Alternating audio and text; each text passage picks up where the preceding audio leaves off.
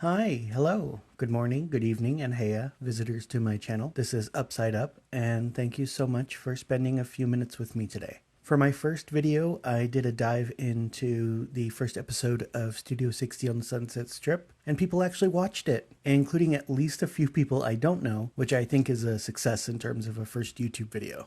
My second video is taking a little bit more research, and instead of letting my channel get all cold and eaten, I decided to share a story from my life in a little segment I'll call Upside Up Theater. As soon as I hire an animator, I'm going to animate these intros, I swear. Remember kids, pay your artists. In the meantime, editor me, hit the intro music.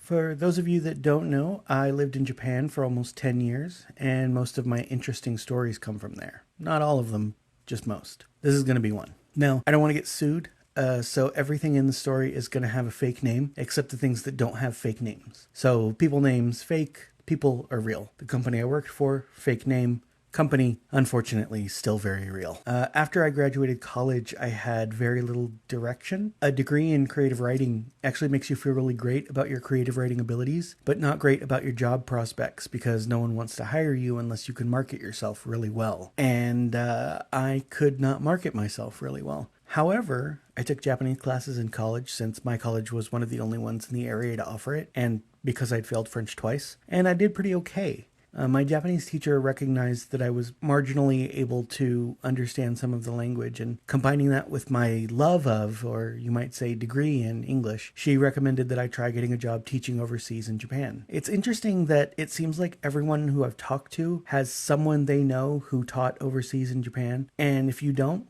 congratulations, now you do. I think I'll make a separate video about how I got the job because the interview process was really interesting and a bit of a portent of the job itself. But we'll skip all of that and say I got a job teaching at an eikaiwa, which is an English language school. We don't have an equivalent here in America, but imagine if Duolingo were slightly nicer, cost about 1,000 times more, and you actually had to go to the school. Oh, and no owl. No mascot at all, which is weird because Japan usually loves its mascots. Speaking of mascots, here's my daughter, Chiton. Back to the story. I got a job working for a company we'll call Eterno, because that's a cool name. And the way they do training is sort of onboarding in groups. Ours was one of the smaller ones because it was off season and it was only maybe 11 people, if I recall correctly. I had a picture of all of us somewhere, which I tried to find. Not that I would show it to you, but just so I would remember everyone who was there. I'll list anyone who I can remember was there, and if there are any others, we can include them in the 20th anniversary special. They'll get the Ronto treatment. So at our training was me, who just graduated and was running from various things. Big Tex, who was from Texas, same as me, but was from Texas, whereas Texas just happens to be the place I'm from. It's a subtle distinction, but an important one. I remember Red, whose boyfriend or fiance was stationed in Japan, which is why she'd gotten a job there. Lil Mac, who I remember was short, energetic, and very kind, and I remember nothing else. Tall Janet, who I remember hanging around Lil Mac a lot. I think they were instant besties. Scruffy Larry, I remember Scruffy Larry, a very polite guy who was scruffy, which is why I'm calling him that. And I don't mean it as a bad thing, it looked good on him. We stand Scruffy Larry in this house. Also, very important, Returno Jack, who had been living in Japan and I think previously worked for the company, but was now returning to the company, something like that. I remember the trainers really liked him, and this kind of training was something of a formality, so he had all the experience. During the training, which lasted about 2 weeks, we stayed in an old ryokan, which is a traditional inn, you see it there, and it had been remodeled to be a training center. The rooms upstairs stayed rooms, and we bunked 2 to a room, something which is definitely not awkward at all, and the downstairs was for learning how to be teachers, if teaching is the thing that you call what we were doing. Working at that company isn't exactly what I would call teaching. I feel like I did more of that when I taught at public schools in my next position. But working with Eterno was presenting the language. By the time I joined, all of the lessons were replaced with a specialized iPad app. Therefore, all we had to do was connect to the TV, flip through the app at a reasonable pace, read everything that was on the pages with students or monitoring them reading together, and then ask, do you understand? A pro tip is until the students know you, they always say they understand. Even if they don't understand, they say they understand. We spent a lot of time learning about the business aspect of the business because eikaiwas are very much a business. And that means that it took up a lot of the day. So that meant for our first week or so, we didn't really get to do anything fun. There was a Family Mart just down the road and a regular grocery store, which was actually usually closed by the time our training was finished for the day. Since I was one of the only two with any knowledge of the Japanese language, the others tended to ask me for help translating. I had taken a total of 4 college classes and was being asked to translate things like, do I have to cook this or can I eat it as is? And no one else knew how to say that, so if anyone got a tummy ache during that time, it was probably my fault and I'm retroactively sorry.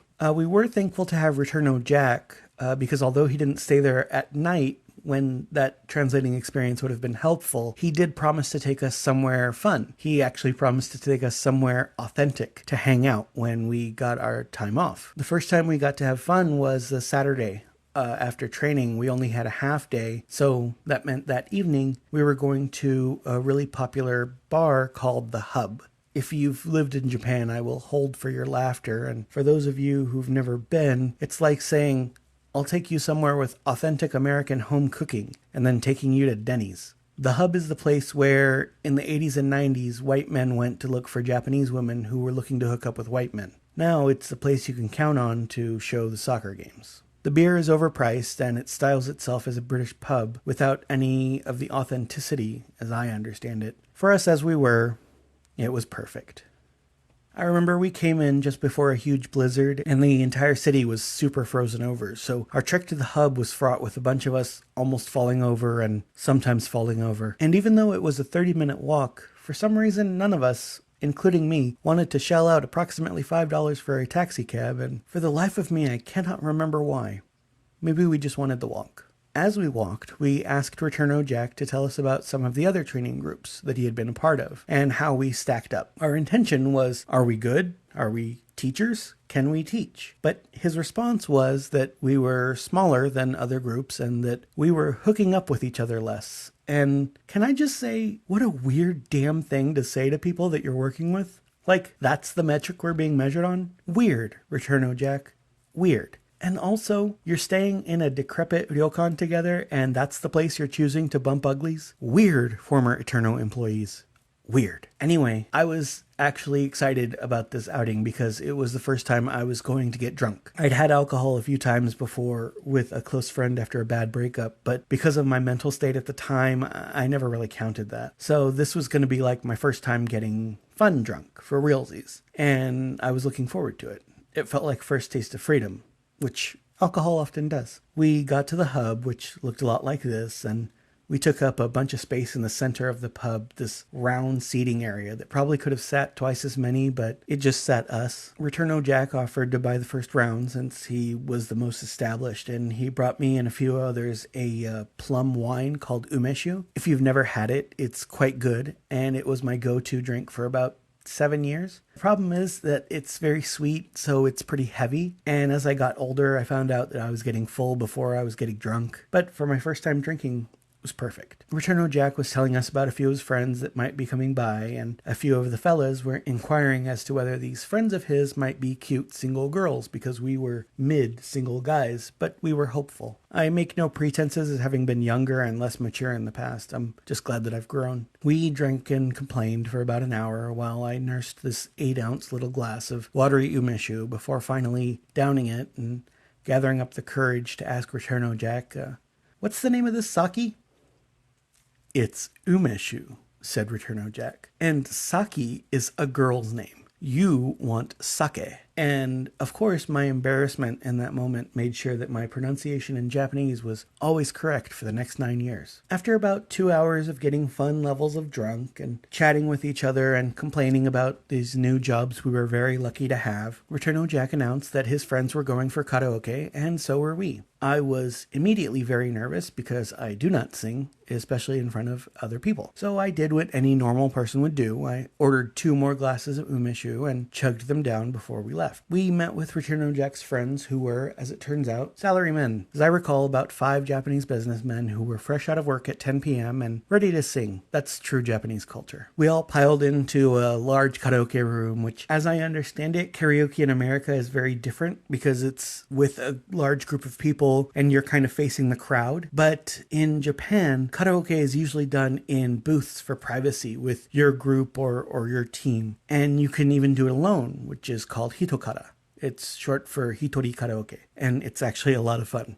Anyway, we had about a 10-person karaoke suite. We all sat in slightly separate groups, drinking and talking, and it was fun, but it was a little bit like a middle school dance. All of us were on one side and all of them were on the other. Some of us were singing English songs, which karaoke places in Japan have a lot of, depending on where you go. And of course, the Japanese businessmen were primarily singing songs in Japanese, which we didn't know. Now I know a few, but at the time, absolutely not. I, meanwhile, had been ordering drink after drink and gotten a little quiet and pensive and, dear listener, I don't mind telling you, very, very drunk. And in my drunkenness, thinking about the rampant hooking up that Returno Jack had mentioned, I got the brilliant idea that I would sing She Will Be Loved by Maroon 5. I would sing She Will Be Loved by Maroon 5, and tall Janet, who I think I had talked to twice, would be impressed, and then we could start chatting. Please let me stop the story here and give a general warning. Do not do this. Unless you are Max Goof dressed like Powerline, singing a song to get the attention of a girl you think is cute but have never spoken to is literally a horrible idea and will not end well. Except this time it ended well, but not like that. So as I'm standing up to sing, I hear hushed whispers next to me. Loud hushed whispers, though, because if you've never been to a karaoke cafe, they're pretty loud. Iyo, says Returno Jack. Ishode. And one of the Japanese guys stands up with the other mic and stands next to me, and we start to sing. The next 4 minutes and 29 seconds are a blur, as is the rest of the evening, to be honest. But I do remember not hitting any of the notes, and I also remember not hitting any of them alone. A Japanese businessman who I'd never met before and regretfully would never meet again belted out that song with me as if we'd both felt a weird kind of heartbreak that only Maroon 5 can cure. By the time the song was over, there was a lot more laughing, and the room itself seemed to have unmuted somehow. The two groups had started to meld a little more, and although none of us really spoke Japanese and none of them really spoke English, we managed to make little statements to each other. One of our group would ask me how to say, "This is good," in Japanese, to ask about a drink, and all I could stammer out was oishi, and that sprung up a conversation about drinks people liked, and with gestures for ordering things to try. And we stayed like that for another hour or so, just talking and singing and communicating together. Unfortunately, karaoke boxes can be a little expensive, and we'd all just started our jobs, so none of us really had a lot of spending money. Plus, the next day was our only real full day off, and we couldn't spend the whole day sleeping in or nursing hangovers. The night didn't last much longer. We all had to say goodbye to each other. Those of us working for Returno stumbled home while the Japanese businessmen went on their way. I think Returno Jack went with them to yet another location, but I can't remember, and it doesn't matter. There's a Japanese phrase, ichigo ichie, which, to demystify the language, really just means once in a lifetime, but it's used to describe experiences or situations that can't be repeated and are to be treasured. Treasure is a bigger word in the Japanese language than it is in ours. It holds a greater weight.